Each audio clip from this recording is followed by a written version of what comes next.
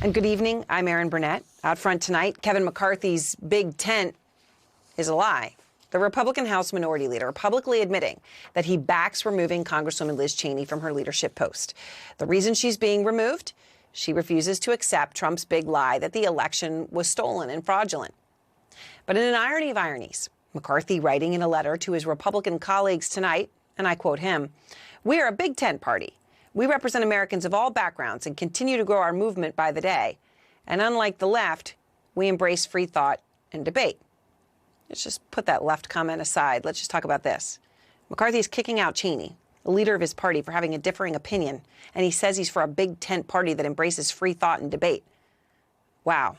He has, I guess, in polite terms, gall. Liz Cheney says the election was free and fair. She says Trump is responsible for what happened on January 6th. These, of course, are facts. And as a point of fact, once upon a time, Cheney and McCarthy actually agreed on facts and the crucial point on January 6th. There's no question that the president formed the mob, the president incited the mob, the president addressed the mob, he lit the flame. The president bears responsibility for Wednesday's attack on Congress by mob rioters. So he said it like it is, but then McCarthy flip-flopped. He flew to Mar-a-Lago. He made amends with Trump, very publicly so, and that is where Cheney and McCarthy's paths diverged in the wood. When Trump issued a statement last week saying, quote, "The fraudulent presidential election of 2020 will be, from this day forth, known as the big lie," Cheney embraced free thought and facts and responded with the truth, tweeting, "The 2020 presidential election was not stolen. Anyone who claims it was is spreading the big lie, turning their back on the rule of law and poisoning our democratic system." So what, pray tell, did McCarthy say? I've had it with her. It's, I've lost confidence. Now, that audio has been edited. It doesn't include the anchor's question, but it was caught on a hot mic. And McCarthy is clearly referring to Cheney. He's not disputing it.